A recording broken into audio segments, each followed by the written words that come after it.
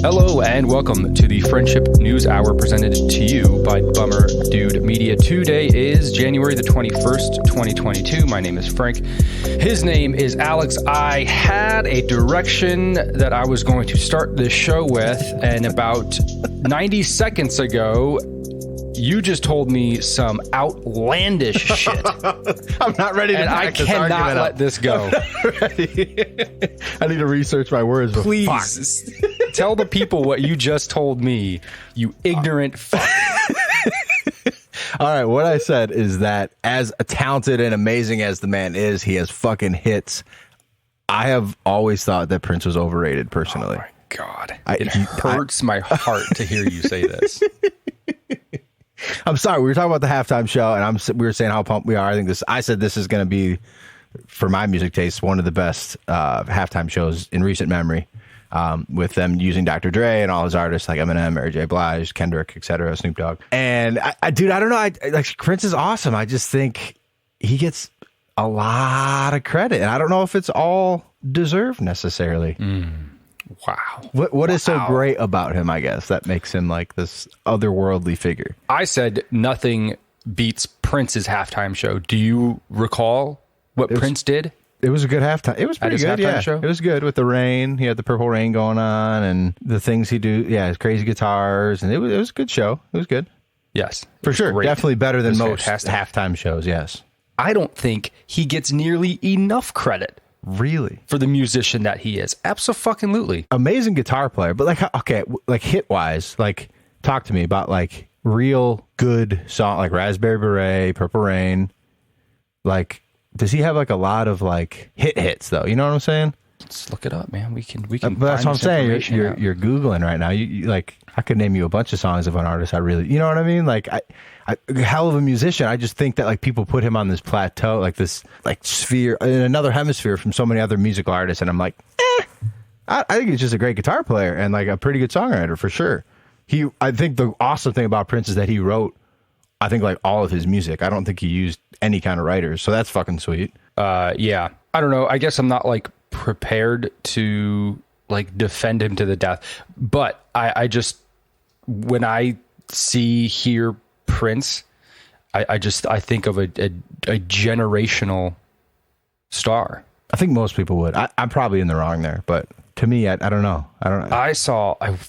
God, I wish I could remember it now. It's like half coming to me. I saw this like hilarious tweet about Prince. I can't remember it, and I'm going to butcher it if I try and paraphrase it. So I'm not even going to pretend to begin to say it. Every time I think of Prince, I just think of Chappelle, like, you know, the game blouses. Yes. Hilarious. I had something though I wanted to talk to you. I know you had a direction. We can get there in a sec, but how do you feel about flavored coffee? Oh, it's disgusting. Fucking gives gross. me a headache. Yeah, it does, dude. Welcome to my life today. Yep, exactly. It's like a maple bourbon, and when you make it, dude, it smells fucking amazing. The whole house smelled like a fucking nice little stack of flapjacks this morning. And you drink it, man. It just, and I'm a black coffee drinker, so I'm not mixing it with anything. Drinking it straight, pure essence of the bean, and it is fucking garbage, man. If you mix it with milk and creamer and sugar, all that shit, I guess it's fine, it's passable, but ugh. Yeah, man. I don't like it. I remember getting, I don't know, some vanilla stuff back in the day, and I'm like, oh, this sounds good. I'll mix it with a little creamer. It'll be delicious. No. Yeah. Absolutely not. Just awful. That was one of the most eventful things that happened to me today, though. So that's the kind of day I'm having. We lost some heavy hitters today. We did. We lost Meatloaf. Yes, man. Fuck. That sucks. Bad Out of Hell. I think one of also the most underrated albums ever. It's freaking amazing. And artwork. That artwork for the album is beautiful. Yeah. And then also there was a comedian that died, but I don't even know if I know who he is. The comedy world's like grieving him, so it makes me think he's a bigger deal than I thought him to be. Like, I had seen him in a few things. We're talking about Louis Anderson, comedian. I had seen him in that show that Zach Galifianakis did where he's like a clown.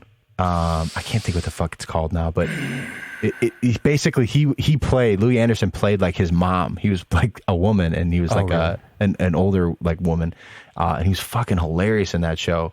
But like Adam Sandler posted some stuff about him today, and I guess I need to like educate myself more about him because it seems like he was a legend. Yeah, I saw that everybody was posting about him dying, and I just didn't know idea who he was. You know who he looks like a little bit? Philip Seymour Hoffman. Yes, he does. Who's also dead. He died. Yeah. When did he die? Years ago. Huh. Yeah, years ago, he died. He was great. He was fantastic. Philip Seymour Hoffman. You know what? He was a great role of his was. You ever seen the movie Patch Adams? Is that with Robin Williams? Mm-hmm. Yeah. Oh yeah. Yeah. He's like the competitive doctor in that movie. Okay. The Big Lebowski. Mm-hmm. Philip Seymour Hoffman was in that one.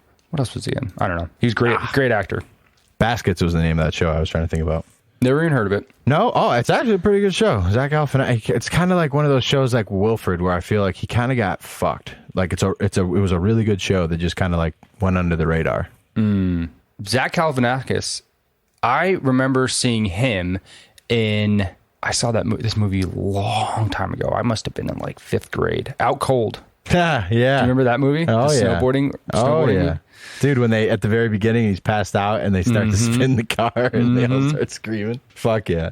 Yeah. Fuck yeah. Yeah, that was amazing. I've always wanted to see him live, man, because he like plays, you ever seen like, I think he's got a stand-up special called Live at the Purple Onion, and he like plays piano while he like does jokes and kind of like, I did not know that. Goes in and out. Yeah, check it out. I think I watched it on Netflix, but this was probably like 9 years ago now, but it's a really good special where he'll tell jokes and then he'll play piano and just like kind of be talking and then like get to the punchline and like stop the music it's like different. I don't know. I liked it. Yeah.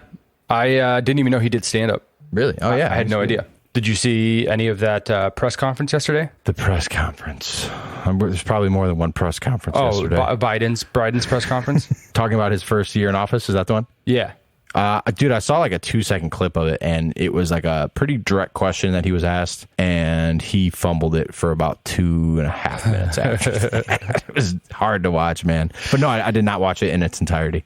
I watched most of it. It was long. I could imagine. Surprisingly. I mean, I guess because he's a rambling, bumbling idiot. But I mean, like, surprisingly, he stood up there that long and stood through it. Do you think he's doing that with an earpiece in, bro? I don't know. Well, he had like talking points for sure. He even alluded to like, what he was supposed to say and things like that. And there was a set amount of reporters that were allowed in the room. But you know what's crazy? And the reason that it was such a big deal yesterday, I didn't know this, but this was his first press conference in a year. What? Yeah. I guess they don't count the State of the Union as press conference, or is he? No. Okay. And he'll give statements, but this was his first press conference since March of 2021. I can't think of any reason they wouldn't want to put him in front of a bunch of journalists with cameras. It's right. He's great, sharp, witty, coherent. You would think they would put him out there as much as possible. Yeah. I don't know. I guess he did things that I suppose any president would do regardless of their situation. I don't know. Objectively speaking, I don't think he's having a great go at it, but he's basically just going up there saying that he's quote outperformed what anyone thought was possible in his first year of office. And it's like, oof. I mean, can you point to some successes? Yeah. I don't know. No one asked him that directly. They asked him about what he thought of the COVID and all this stuff. And he's just like, yeah, we did better than anybody thought we could have. I don't know.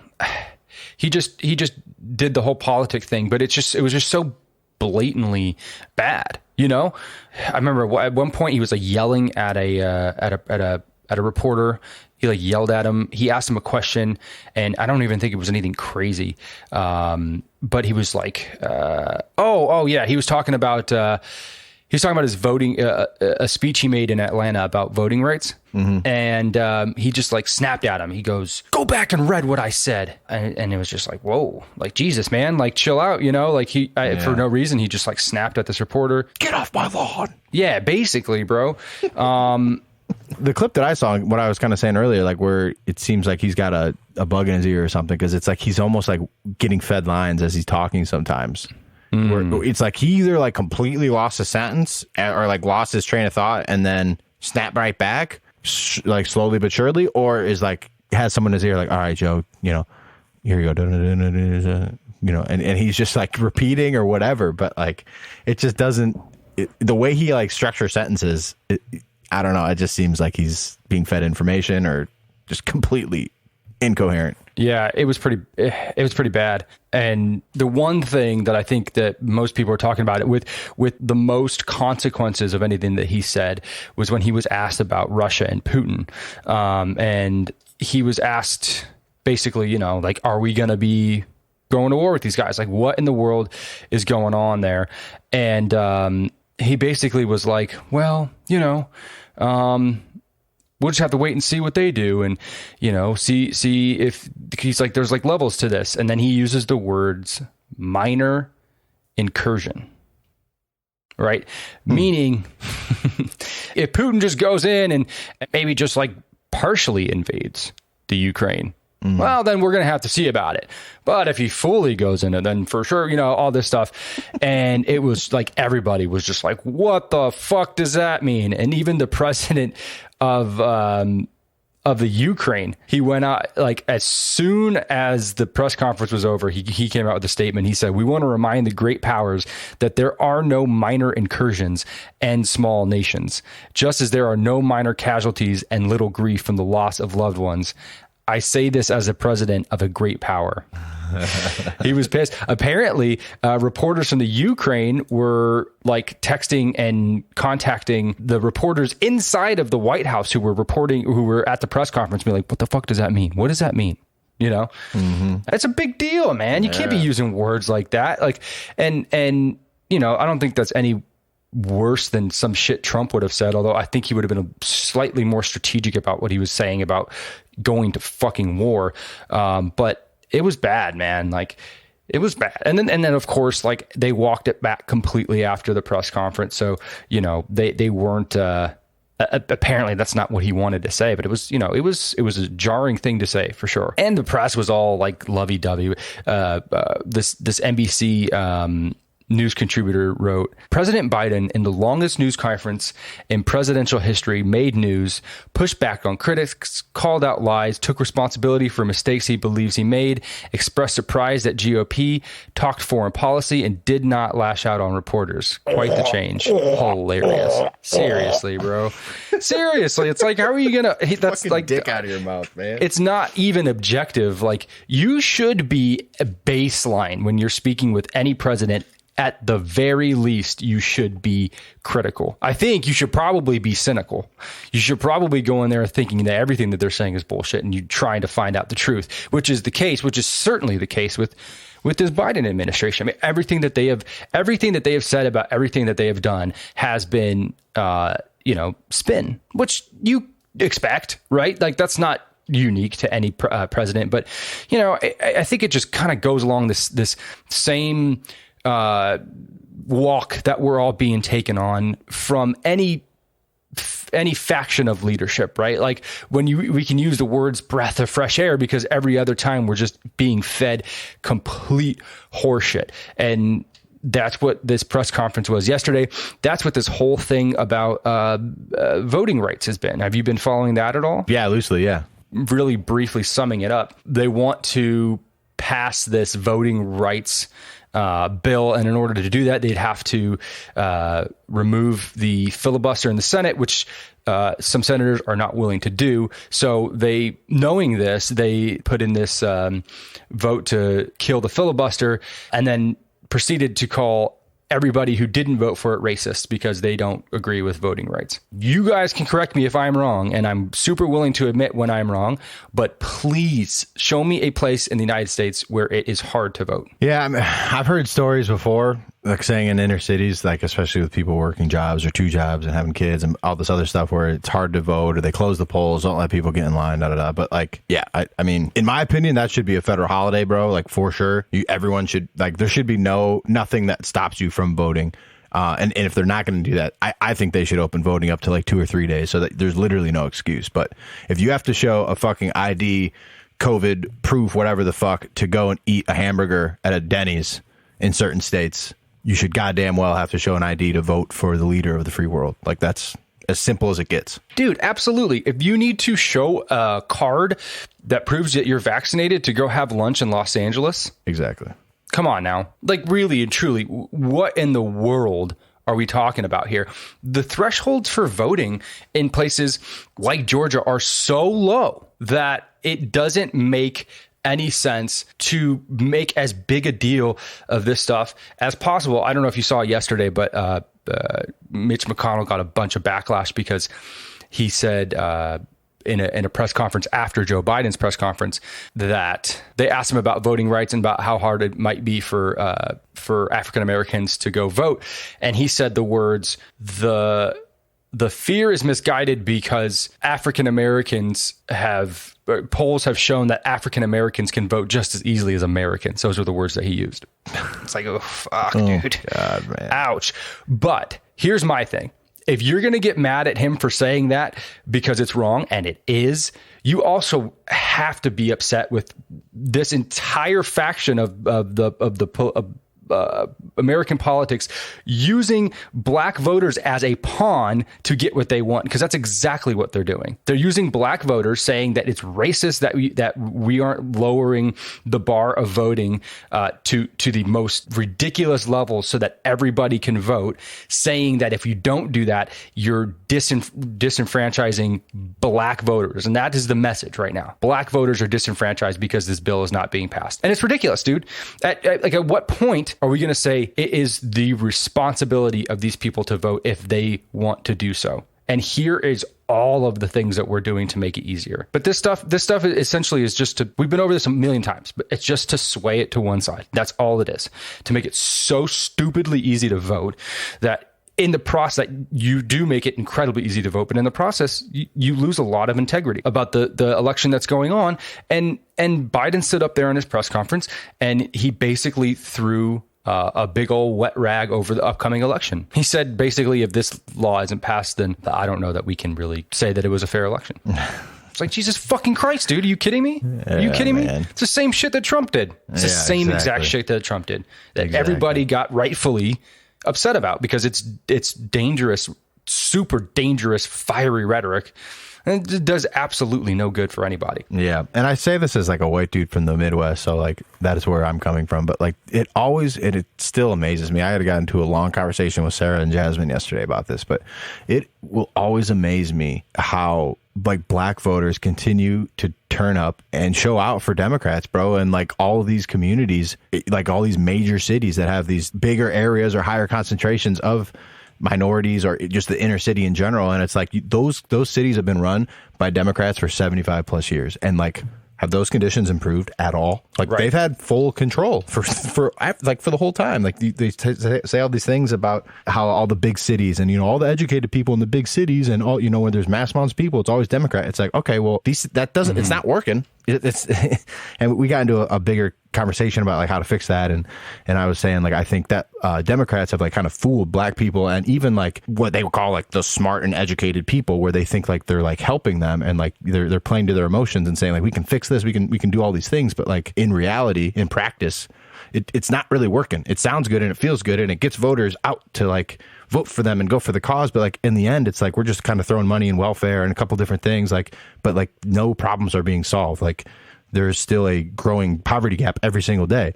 And what they said is that most racist people are Republicans. And I'm like, okay, I can't really disagree with that. That's probably mostly true. But like that doesn't mean that all Republicans are racist. And Republicans are like honest with what they're trying to do and like with wanting to grow the economy and help everybody by doing so. Yes, it'll make rich people richer, but it'll also help poor people become richer or, start creating generational wealth. But the point of what I'm saying is like, I just will never understand like when or what it is that like makes, if it's just like they like I'm saying black people, but that's such a like a generality to say, but like what it is that gets these inner cities out time and time again to keep voting for Democrats when like situations are not improving, and like obviously throwing money at the situation isn't working. So like, when are we gonna like wake up? When are things gonna start to change, man? And like, which party is being honest or like has actual tangible things that we could do to start taking steps forward, and not just things that sound good? Yeah, you know, I put this together last year because I was curious,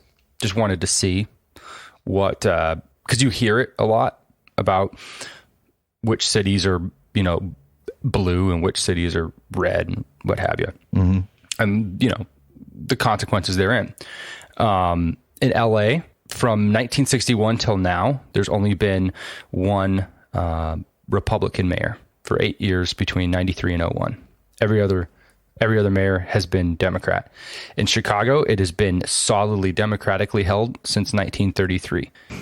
Houston has been democratically held since 1982. Philadelphia has been democratically held since 1956. Dallas has been democratically held for 21 of the past 25 years. San Jose, democratically held since 1971. San Francisco, democratically held since 1968. Columbus, Ohio, democratically held since 2000. Charlotte, North Carolina, democratically held since 1900. Damn, really? There's been a 22-year spell of Republicans, but everything else has been Democrat. Detroit, democratically held since 1962. Memphis, democratically held since 1960. Baltimore, democratically held since 1967. Washington, D.C., democratically held since 1961. So let's look at it. L.A., Chicago, Houston, Philadelphia, Dallas, Detroit, Memphis, Baltimore, Washington. Save for maybe Dallas, because I don't know much about it, all of these cities have terrible problems that concern specifically black people, especially when you look at Detroit, Memphis, Baltimore, Washington, D.C., Philadelphia, Houston, Chicago, even L.A. to some extent. And L.A. is probably the worst out of all this list, and that involves everybody. But yeah, man, 100%. Like, I don't know what the draw is, you know, and I don't know that like what Democrats stood for back in the day necessarily is what Democrats stand for now. It seems to me that progressivism is the deterioration or like the tearing down of what was, and then that's just called progress, right? Just for the sake of it being what it was. Like anything that was traditional or held in the past was bad for one reason or another, so you just tear it down. Stick it to the man. Or something like that, right? Like you're being disenfranchised by the system. And so we need to tear down the system because it's making you worse or whatever. But yeah, man, like it's frustrating to see like the consequences of these political elections in these cities. But moreover, it's so frustrating to see and for this community to be willingly used as a pawn by one party for this kind of thing. Like they even named the bill the John Lewis Voting Rights Act after the former Congressman John Lewis. And it's like, dude, it's all for show. They don't care about you. I promise they don't care about you. And it's proven because you've given them you being the Democratic voter, you have given them your vote in these major cities for decades in the hopes that things would become better for everybody, particularly those who are the most disenfranchised. And it hasn't happened. And it's gotten worse. So, you know, where do you draw the line? Latino voters have woken up. Yeah. They turned out in a big way for Trump last year or 2020. Big way they turned out for Trump. So I don't know, man. It's all very frustrating. And, you know, it's just like, for me personally, I don't understand why we can't have the tough discussion about personal responsibility. And it's like, dude, really, what are the barriers for you to go vote? You don't have an ID? Okay, cool. Do you have a social security number? Because that'll work. You don't have a social security number? Do you have mail at your address? You don't have any mail? All right, well, fuck. I mean, like what else would you like me to do? You know, like those are the things that you can use to vote. Yeah. It doesn't just have to be an ID. So it's like, at some point you have to be like, all right, well, you are now responsible for making this happen. And I don't know why we need to like say that any people are not able to do these very, very basic things because of who they are or because of the community that they reside in. Like, it makes no sense to me. It's like, well, okay, yeah, I get that there are some issues, but that doesn't exempt you from doing. There was I got to find this article. There was an article talking about how we shouldn't, like the argument against locking down schools, or otherwise children wouldn't be able to eat. Think about that for a second. Yeah, I'm trying to put that together in the old noggin. We shouldn't lock down the schools because then children wouldn't be able to eat. If they weren't going to school, they wouldn't have food. Gotcha. Right. I mean, that is probably a reality for a lot of kids. I could definitely see that. Okay, but then that's what I'm saying. Like, when do we like, that is the basics. If you can't feed your kid, right, which is the only thing that we've ever had to do for the entirety of human history, is feed our children, is the most primal thing that we do. So primal that when a child is born, the mother makes food. So if you can't feed your kid, should you keep your kid? Should you be able to have children if you can't do the most basic thing, which is feed them? Economic circumstances, this, that, and the other. Okay, fine. I get it. No argument for me there. I mean, a real simple thing around this would be free state issued IDs. It's not a driver's license. I think a state issued ID is like $30. But if $30 is so astronomically expensive to spend, let people spend their welfare checks on it, and there you go. It's paid for. But like, there's no reason that, like you just said, Social Security card, state issued ID, driver's license, a bill with your name on it. If you can't provide one of those three, and you're going to give like whatever bullshit excuses, like you're not like any kind of responsible citizen to me. Like why should you be able to vote if you don't have your shit enough together to provide any one of those three things? Yeah. Come on. Yeah. Right. And it's just the way that all this is spun. It's spun so deliberately to make race the number one issue. And it's so frustrating to me because it's like, dude, you wonder why you think everything is racist. It's because we make it so. Oh, exactly, bro. And you're contrary to what we're talking about, like here, you're contrary to this voting bill, or like in my discussion yesterday, like like you don't understand because you're white, man. It's like, damn, dude, like I can't, like, it's not racist. Like I fuck with black people heavy. Like I really do. Like I want them to succeed. Like, but I don't know. It's like it all gets spun to like, you're white, you don't understand, or you're white, you're racist. You're being racist about this. It's like, no. It's like, I'm trying to be practical about this. Yeah, I mean, like, I would love to see a scenario where anybody who isn't black has an easier time going to vote. Yeah, you know, like when does that happen? And it's like, I don't get into all of this, but like, the sentiment is like, why do we, as a people, need to make it so that there's an actual bill in the Senate that lowers the bar for people who frankly are just not that interested in voting? Because if they were, then they would make it happen.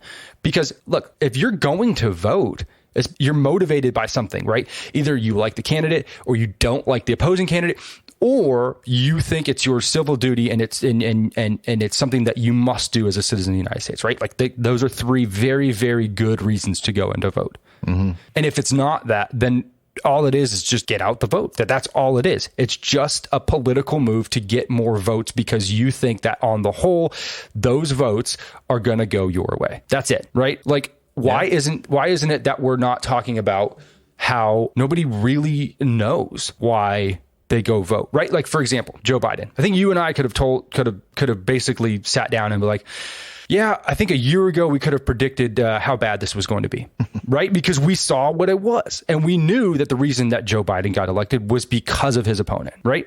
And I just said, that is enough of a reason for you to get out there and go vote because you don't like the other guy. Fine, right? That's fine. Sure. But then there it is. Like, that's how low of an IQ voting base that we have. And I'm sorry to everybody else out there, but if you're listening to this and you know that you voted only because you didn't like the other guy, which is 100% you're right. I have no problem with you doing that. But you have to understand that if multiply that by however many millions of people are going out there to vote only for that reason, and then ask yourself, is that a good enough reason?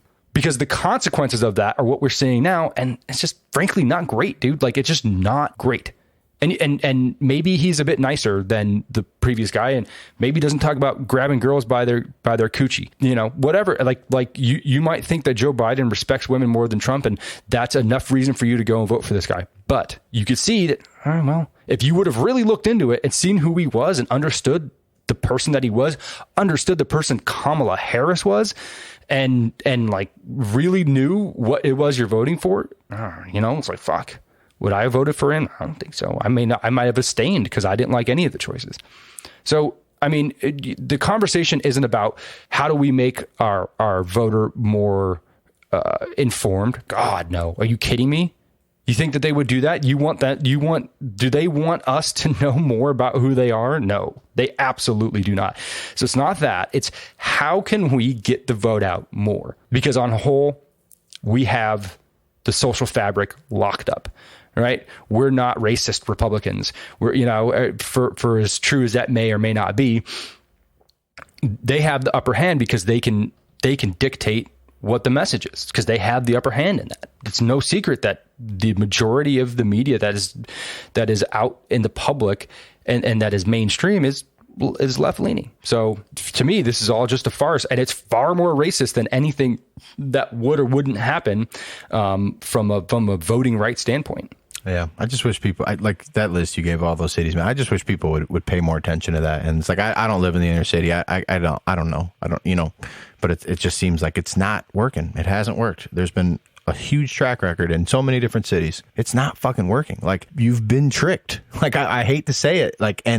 They've done a great job of painting the Republican Party as the racist party or as the party that doesn't give a fuck about minorities. But like, your party that you keep putting into power, and presidential, like, I don't know if that really affects people's day-to-day life as much as like the local shit, obviously. But like, look at what your mayors are doing or not doing in your cities, but you guys keep putting them there. And it's not just black people. That's not just minorities. Like, there's plenty of educated, whatever that means, people like college, graduated people in all these cities that are doing the same thing, because it's like they sympathize and they feel like they're helping. And it's like, we're not helping like these areas and these people. Like, it is not working.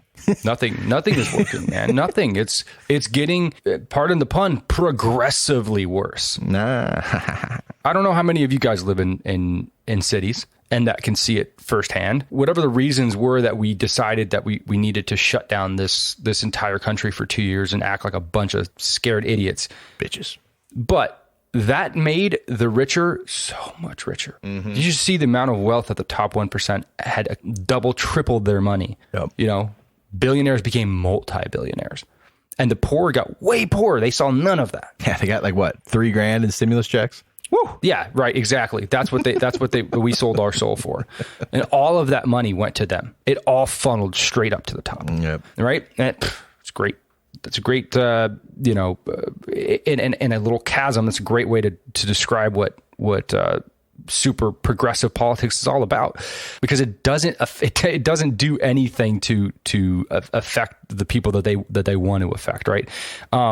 But then, like on top of all of that, during 2-3 months during the summer, all of these cities decided that they were going to allow for these big, giant mass protests and riot. And despite that we were going through a pandemic, it didn't matter, because racial justice was more important. It was more important that we took to the streets during a pandemic for one time. But as soon as all that settled down, you have to go and show a card to eat lunch in LA. It's like, dude, how can anybody take these people seriously? How can anybody say that it is in their best interest to vote for this exact same thing? And especially here in California, man, they got a super majority on everything. And it's just, I don't know. It's so ridiculous. It's just so freaking dumb. You kind of just talk in circles about it when you talk about it, because it's hard not to. Like, it's just fucking frustrating, man. And I'll simplify it to this, in my opinion. I guess that's really all I have left to say on it. But it's, when you look at the two-party system, I always trash it. I hate it. But there is one party that I think is more realistic, has actual tangible things that we could be doing now that maybe don't work tomorrow, but put us on the right track to like help everyone and get our shit together and make our country stronger. And there's another party that says, has all these great ideas that sound amazing, pie in the sky, but it's like everything can be perfect. But there's no real tangible ways to do that except for throwing money at it, and that doesn't work either. So it's like, to me, I do think first party I talked about, which is the Republican Party, I do think they're much more realistic. I do think some of their policies do slant towards the richer, but I mean, the rich are going to get richer. It is just going to happen. But when the economy grows, the people in the middle class and even the lower class can start working jobs that pay much better and can create wealth for their families and create generational wealth for the generations that follow. And that is like, to me, the most realistic and like tangible way to like start making it better for everyone. And instead of just saying all these great things that they want to do and we can do this, and that's just it's not happening.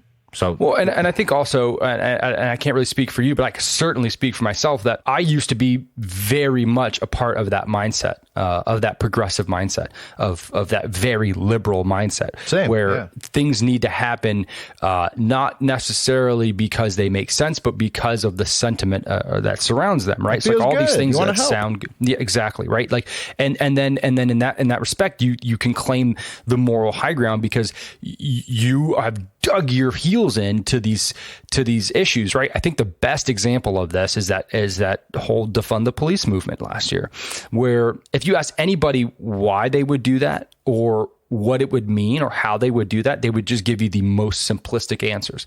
They would give you, oh, well, they have all this money here, so if you just move this money out of there and put it into social services, it's going to help. Like, okay, great. And you know this how? Based off of what? What are the things that you could tell me that have happened in the real world that actually prove what you're saying is true?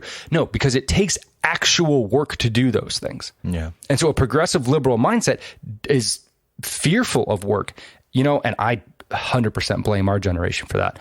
Millennials are the laziest motherfuckers out there. And it's a lot of us that are out there who are the loudest about this stupid ass ideas that we want to push through.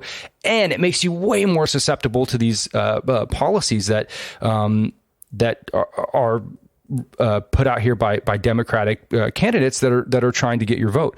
And if you aren't willing to actually do work to figure out if your idea is good or not, if you're not willing to be humble enough to check your idea and think that, it may be wrong, let's prove it outright. No, it's like, yeah, this makes sense in the moment. And it makes sense to a lot of people in their head because frankly, they're simple. And so you can gather a whole lot more motivation towards a very simple, good sounding idea that has disastrous real life consequences. And you get enough of those people, then the politicians that are currently in office are going to have to go towards that because that's where the vote is. If that's where you've decided that's your base, then you don't make the rules anymore. They make the rules and they've told you what they want. And now you have to follow through with it. And if you don't, then good luck. They're going to find somebody else who will. And it's just to your point, I don't understand how people can just sit back and say like, yeah, this is the way that we need to continue to go, and I don't think that you should just become the opposite of what you don't like, right? Like 180 degrees in the opposite direction of crazy is still crazy, right? It's just in a different direction. So it doesn't make sense to just completely turn and go the other way. I'm not saying that you have to be a Republican, you have to adopt conservative values, but I think you do have to question whether or not what you're saying is realistic, or if it's just some pie in the sky idea and you're going to go forward, consequences be damned. And I know that's what the thought process is because I used to have it. It took a long time to break that. Because it's reinforced when you're a young person and you're in college and you go to a liberal arts school and you're exposed to all this stuff and you think you've been lied to your whole life because you grew up Catholic, right? Like how many people have that story? That's me right there. I went to liberal arts school. What's up? The most useless degrees in the world. It's amazing. Exactly.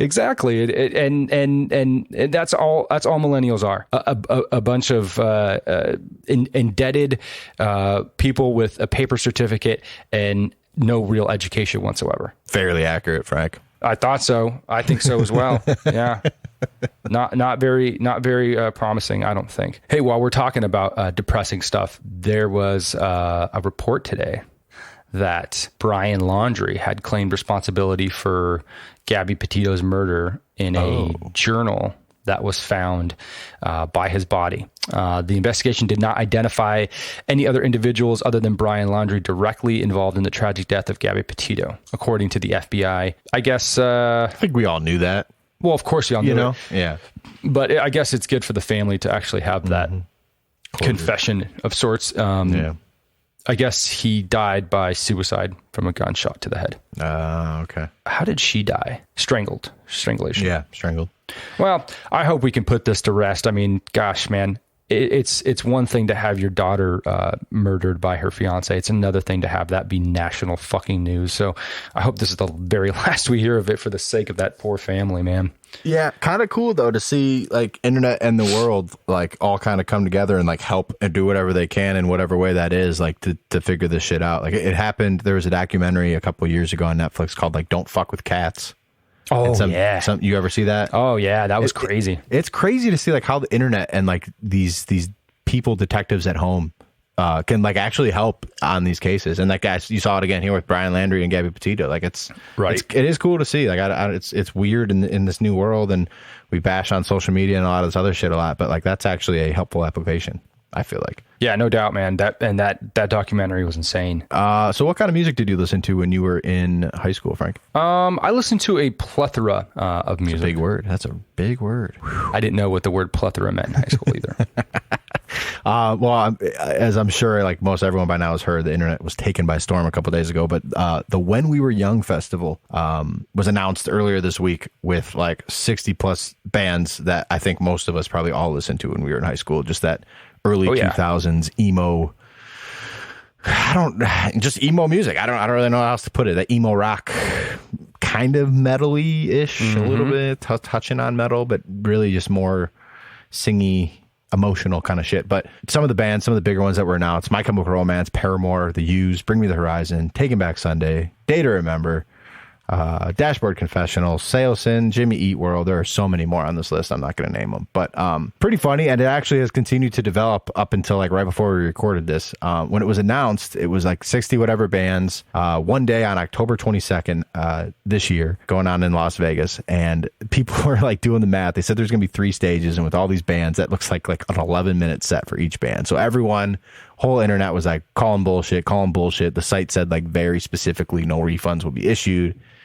Tickets like went on sale today. I think there was a pre-sale when they announced it, and they're all sold out now. What was since announced and like kind of came out today, after everyone, like the whole internet was kind of in doubt about this, calling it like the Emo Fire Fest. And if you're familiar with that, that was like a big like dance EDM festival with some hip hop people too, that they were going to throw out in like the Caribbean or some nice like crazy island, and kind of turned out to just be a big ass scam. They ripped off a shit ton of people's money, and conditions weren't like these cabanas that people were paying all this money for were just like these little shitty huts, and none of the music people were really there. It was a big debacle. So people were comparing that to this. But since then, Live Nation has stepped in. They're now a part of this, and they added a second day without adding any more bands. So now it looks like it's an actual thing. Because I mean, Live Nation's not going to get behind something that's like a big scam like this, especially with all the shit that just happened with them and Travis Scott. So this does look like it's a real thing now. So it will be October 22nd and 23rd. All the same bands. I haven't seen them announce any other ones, but basically tickets for the 2-day fest, it looks like, are $245 for general admission.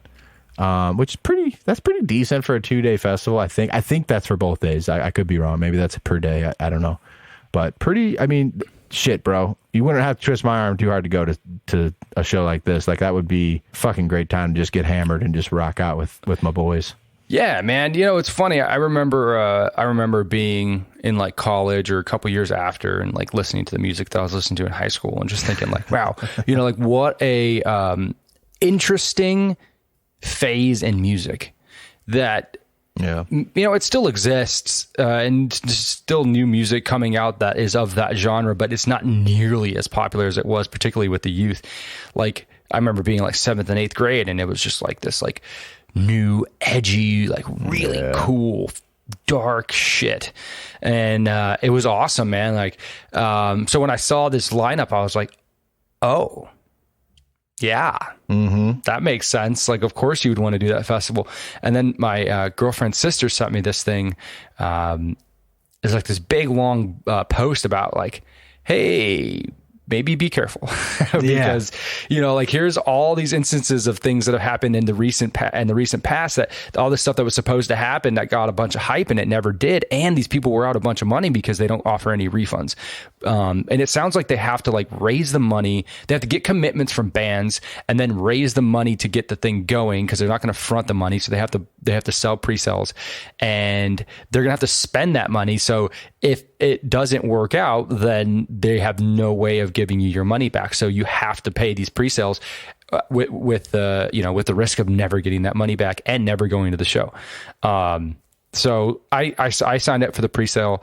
I saw it went live today, and I did not buy anything. And then they announced the second day, and I was like, oh, fuck. Yeah, I could have. It could have happened, but it is what it is. I'm not too worried about it. And if it's any sort of success, this won't be the first time. Or the last time. This will be the first time, and it won't be the last time. There you go. Should be fun, man. That looks like it'd be a good time, man. What I'm really pumped about is that it looks like, and I went and saw the Used right before. They're like my favorite band, or like through this time period. And when I saw them in like, I think January before, or maybe December, like right before COVID and all that shit started. And Burt McCracken, the lead singer, kind of teased like, hey, we're going to be going on tour with some old friends of ours. And that the band he's alluding to is My Chemical Romance, because there's a big falling out. But they back in like the Taste of Chaos days, fucking golden era, they were like best friends, toured a bunch. So I'm pumped. It sounds like they're going to be going on a national tour and announce that pretty soon for the upcoming year. They're both of those bands are committed to Riot Fest here in Chicago. They're now committed to this festival, so I can imagine that these must be stops on that tour, but that's going to be a hell of a tour, man. I've never been a My Chemical Romance fan. They do their second album, Sweet Cheers, or Three Cheers for Sweet Revenge. Fucking, it's a great album. And honestly, a thing I was going to say to you is like, it's funny to me how bands from our parents' era, Zeppelin, Floyd, the Beatles, Skinner, all these different bands, like a lot of that music still holds up. Like it's music we listen to. I know you're a huge Zeppelin fan. I'm a huge Pink Floyd fan. And like you were saying, when you listen back 3 years later, I don't know if like our music from when we were that age or whatever, like will really hold up to like our kids' era, Yeah, no way, man. You hear the influence in like Juice WRLD and like in hip hop now, like you hear this music in that, but like I don't know if my kids are maybe. I mean, I'm gonna expose Walter to the Used and some of these other bands, but like I don't. I'm gonna also show him Led Zeppelin and Pink Floyd and like shit from 2 generations before, and like that's like real lasting music to me.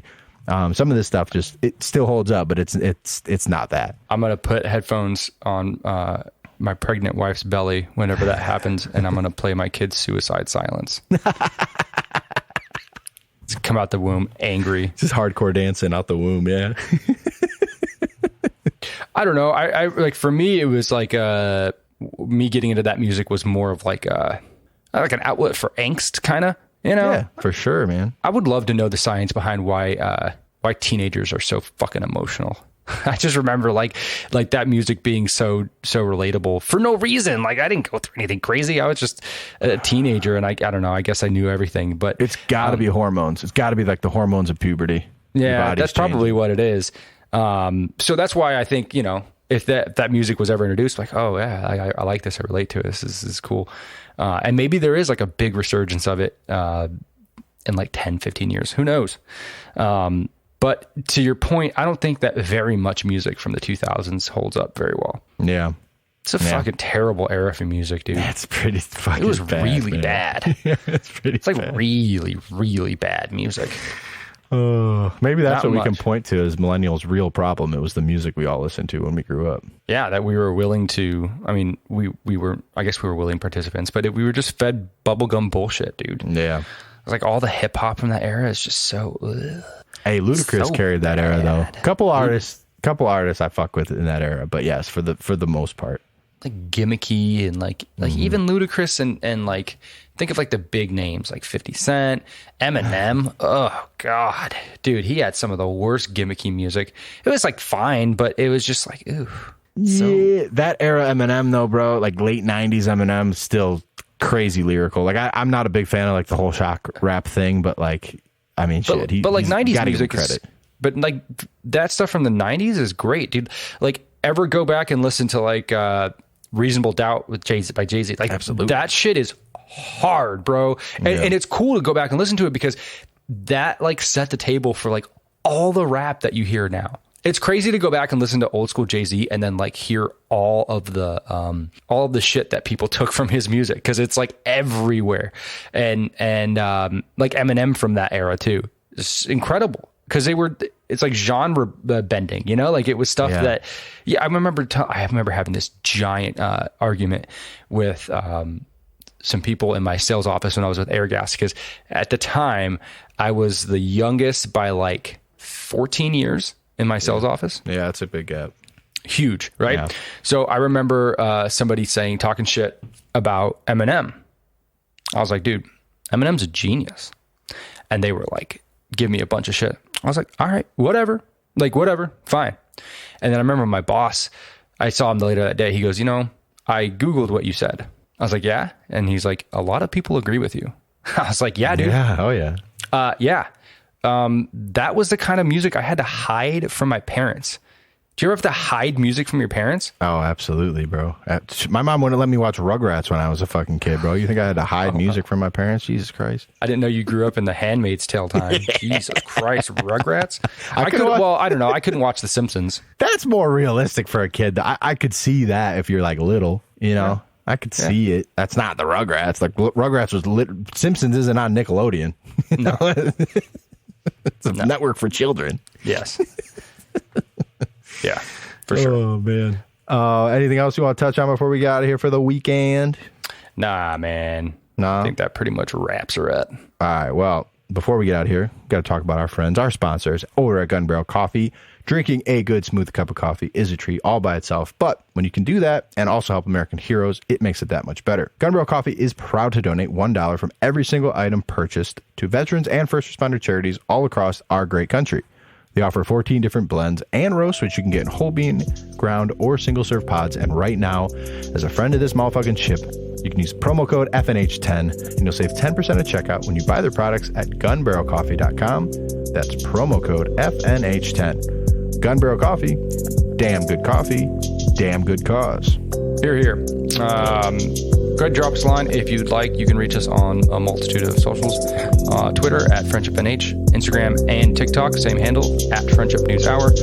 And you can always send us an email at bummerdude.media@gmail.com. bummerdude.media@gmail.com. Have a good weekend, Al. You too, Frank.